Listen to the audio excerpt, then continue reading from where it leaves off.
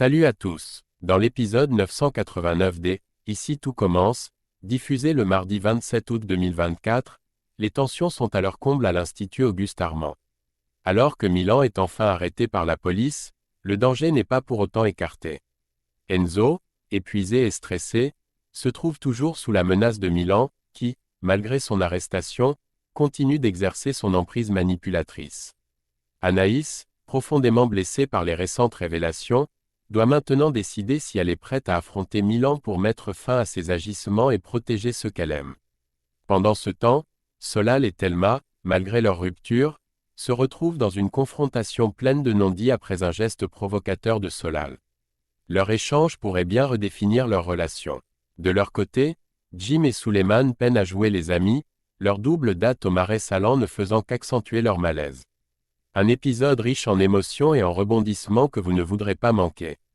Restez avec nous pour découvrir comment ces intrigues palpitantes se dérouleront dans ce nouvel épisode intense des « Ici tout commence ». Milan se retrouve finalement aux mains de la police, mais la tension demeure palpable à l'Institut. Enzo, épuisé et nerveux, avoue à Vic qu'il est en mode survie, tant la situation le stresse. Son sommeil est perturbé, et les menaces continuent de s'accumuler. Milan, toujours aussi manipulateur, envoie un SMS à Enzo, le menaçant une fois de plus de livrer le couteau à la police, un geste qui pourrait définitivement le compromettre. Anaïs, de son côté, est profondément blessée et se sent trahie. Elle ignore délibérément les messages d'Enzo, refusant de se laisser de nouveau manipuler après avoir découvert la vérité sur Milan. La distance qu'elle impose est une réaction à la douleur et à la colère qu'elle ressent, se demandant comment elle a pu être si naïve. Vic, voyant la gravité de la situation et réalisant que les choses échappent de plus en plus à leur contrôle, décide de prendre les devants. Elle va parler à Anaïs, espérant trouver une issue. Vic lui explique qu'elle croit qu'Anaïs est la seule personne capable de les aider à faire face à Milan. Elle tente de lui faire comprendre que, malgré la trahison qu'elle a subie, son intervention est essentielle pour mettre fin aux manipulations de Milan et assurer la sécurité de tous. Vic espère ainsi convaincre Anaïs de rejoindre leur cause, en dépit des tensions et des blessures personnelles. Cette approche pourrait être la clé pour neutraliser Milan, mais elle repose sur la capacité d'Anaïs à surmonter sa colère et sa déception, et à s'impliquer de nouveau, cette fois pour mettre un terme à cette situation dangereuse. Vic, désespéré par la situation, décide de demander l'aide d'Anaïs pour mettre un terme aux agissements de Milan. Elle lui propose un plan audacieux. Piéger Milan afin qu'il soit arrêté par la police. Consciente de la réticence d'Anaïs à se réengager après avoir été trahie, Vic lui explique que si elle ne souhaite pas le faire pour elle-même ou pour Enzo, elle pourrait le faire pour Jude, qui a été gravement blessé par cette situation. Vic espère que l'idée de protéger Jude, un ami cher à Anaïs, la motivera à prendre part au plan.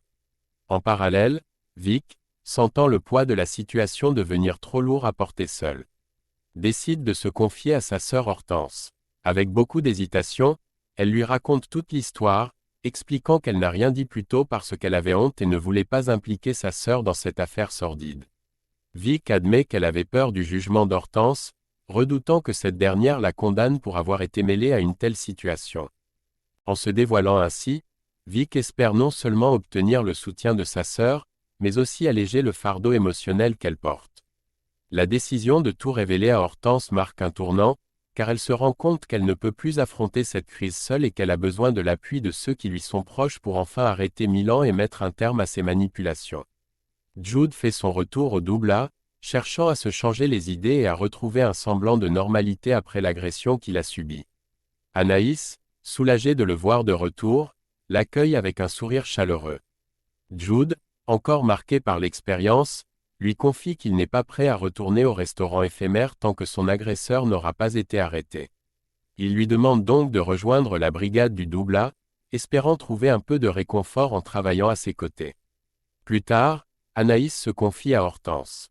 Elle lui avoue qu'elle a du mal à imaginer Milan capable de s'en prendre aussi violemment à Jude. Malgré tout ce qu'elle a appris récemment sur son passé. Cette hésitation la perturbe, mais elle sait qu'elle ne peut ignorer la menace que représente Milan. Déterminée à aller au fond des choses, Anaïs prend une décision audacieuse. Elle envoie un SMS à Milan pour lui fixer un rendez-vous au Marais Salants. Ce geste montre qu'elle est prête à affronter Milan directement, peut-être pour obtenir des réponses ou pour le piéger comme Vic l'a suggéré. Ce rendez-vous au Marais Salant pourrait bien être un tournant décisif dans l'affaire. Où la vérité sur Milan pourrait enfin éclater, mettant fin à la peur et aux manipulations qui ont tourmenté tant de personnes à l'Institut. En arrivant à la colocation, Vic et Enzo découvrent un colis inattendu devant la porte. En l'ouvrant, ils sont horrifiés de trouver à l'intérieur le fameux couteau, celui qui aurait pu être utilisé lors de l'agression de Jude. Ce geste de Milan est une menace claire et un rappel du pouvoir qu'il pense encore avoir sur eux. La découverte du couteau ne fait qu'accentuer la tension et le sentiment d'urgence pour résoudre cette situation dangereuse. Pendant ce temps, Anaïs se rend au rendez-vous au Marais Salant pour affronter Milan. Lors de leur rencontre, Milan lui assure qu'il n'a rien fait à Jude, ni physiquement ni intentionnellement. Il admet cependant qu'au début, il l'a manipulée, utilisant leur relation comme un moyen de faire pression sur Enzo. Dans le but de garder le contrôle sur lui. Cependant, Milan avoue que, contre toute attente, il a fini par s'attacher à Anaïs au fil du temps. Ce qui avait commencé comme un jeu cruel s'est transformé en quelque chose de plus sincère pour lui. Milan remercie Anaïs d'avoir cru en lui à un moment où il se sentait perdu et méprisable, même si ses intentions initiales étaient loin d'être honnêtes. Ces paroles laissent Anaïs dans un état de confusion, déchirée entre la trahison qu'elle a ressentie et les émotions contradictoires qui l'éveillent en elle. Malgré ses aveux, la question de savoir si Milan est véritablement sincère ou s'il joue une fois de plus avec les sentiments d'Anaïs reste en suspens, rendant la situation d'autant plus complexe. Alors qu'Anaïs se confronte à lui dans une tentative de comprendre ses motivations, la gendarmerie intervient, mettant fin à ses manipulations. Milan est placé en garde à vue, ce qui apporte un certain soulagement, mais laisse aussi des questions en suspens. Était-il vraiment derrière l'agression de Jude ou cache-t-il encore quelque chose? Ce développement promet de nouvelles révélations et tensions à venir. Maintenant l'intérêt des téléspectateurs. Quant à Thelma et Solal, malgré les rumeurs et les malentendus, leur amitié semble capable de survivre aux épreuves. Lionel et Tom, conscients de la véritable nature de Solal, savent qu'il n'a pas été celui qui a lâchement mis fin à sa relation avec Thelma. Tom, en particulier, pense que Solal ne doit pas refouler sa tristesse, mais plutôt l'accepter et la traverser, montrant ainsi une belle sensibilité à l'égard de son ami. Cela montre que même après une rupture, les liens peuvent se reconstruire différemment. Mais tout aussi solides. Solal, déterminé à ne pas s'appesantir sur sa rupture avec Thelma, affirme à ses amis qu'il n'a pas besoin de faire le deuil de leur relation. Pour prouver son point, il décide de se joindre à Tom et Lionel au foyer avec un jeu de fléchettes, utilisant une photo de Thelma comme cible. Ce geste, à la fois provocateur et symbolique, montre à quel point Solal est tiraillé entre l'humour noir et une douleur qu'il n'est pas encore prêt à admettre. Cependant, la situation prend une tournure inattendue lorsque Thelma les surprend en pleine partie. La scène devient immédiatement plus tendue et inconfortable. Solal, réalisant l'effet de son geste, s'empresse de désamorcer la situation. Il lui dit qu'il n'est pas en colère contre elle personnellement, mais plutôt contre la situation dans laquelle il se trouve. Solal admet que la rupture lui fait du mal, même s'il sait que c'était la bonne décision pour eux deux. Cet échange montre la complexité des émotions de Solal. Il essaie de masquer sa douleur avec des actions impulsives, mais au fond, il est encore affecté par la fin de leur relation. Thelma, en entendant ces paroles, pourrait mieux comprendre la profondeur de ce que ressent Solal, et cela pourrait soit apaiser les tensions entre eux, soit compliquer encore davantage leur dynamique post-rupture. C'est un moment intense qui révèle à quel point les deux sont encore liés émotionnellement, même après avoir décidé de se séparer. Leur relation continue d'évoluer, marquée par des moments de franchise qui pourraient soit rapprocher soit éloigner davantage les deux personnages. Thelma, dans un moment de sincérité, avoue à Solal qu'elle aurait vraiment souhaité que leur relation puisse durer. Cependant, elle reconnaît que leurs aspirations et attentes respectives sont trop différentes. Elle lui confie que, malgré leurs sentiments l'un pour l'autre, ils auraient fini par être malheureux s'ils avaient essayé de continuer ensemble. Cette conversation apporte une certaine clarté à leur rupture, leur permettant de tourner la page tout en acceptant que leur séparation était inévitable. De leur côté, Suleiman et Jim continuent de jouer la comédie devant Jasmine et Cléo, faisant semblant d'être devenus de grands amis. Pour renforcer cette illusion, Ils se sont même attribués des surnoms affectueux, Jimbo pour Jim et Soussou pour Suleiman. Cependant, malgré cette façade joviale, il est clair qu'ils n'ont toujours rien en commun et peinent à réellement s'entendre. Leur tentative de se rapprocher reste superficielle, et leur relation semble reposer davantage sur un effort pour plaire à leur copine que sur une véritable connexion. Ce jeu de façade entre Jim et Suleiman ajoute une touche humoristique à la situation, mais souligne également les défis de forger une amitié authentique lorsqu'il n'y a pas de véritables affinités. Reste à voir si cette comédie pourra durer ou si elle finira par s'effriter sous le poids de la réalité.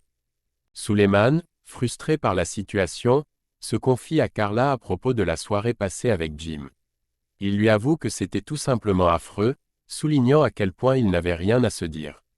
Chaque tentative de conversation s'est soldée par un échec, rendant l'expérience particulièrement inconfortable pour lui. Plus tard dans la journée, Suleiman et Jim se retrouvent à nouveau ensemble pour une double date, cette fois au Marais Salants. Jasmine et Cléo, désireuses de profiter de la soirée, commencent à danser, essayant de créer une ambiance détendue et festive. Suleiman et Jim, cependant, continuent de lutter pour trouver un terrain d'entente. Voyant que rester assis à essayer de discuter ne mène nulle part, ils décident finalement de rejoindre les filles sur la piste de danse. En dansant avec Jasmine et Cléo, Suleiman et Jim trouvent une nouvelle façon de se connecter, non pas par la conversation, mais par l'activité partagée. Bien que ce ne soit pas la solution à tous leurs problèmes de communication. Cela leur permet au moins de partager un moment agréable sans la pression de devoir trouver des points communs. Cette expérience montre que parfois, l'action peut être une alternative à la parole pour créer des liens, même si ceux-ci restent superficiels. Et voilà, c'est tout pour cet épisode intense d'ici tout commence. Les tensions à l'Institut ne font que s'intensifier, et nos personnages préférés sont confrontés à des choix déchirants.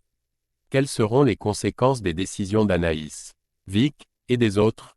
Milan va-t-il finalement être neutralisé pour de bon, ou cache-t-il encore des secrets dangereux? N'oubliez pas de laisser un like si vous avez apprécié la vidéo, et abonnez-vous pour ne rien manquer des prochains rebondissements. Partagez vos théories en commentaire, et on se retrouve très bientôt pour un nouvel épisode riche en émotions et en suspense. Merci d'avoir regardé, et à la prochaine sur la chaîne.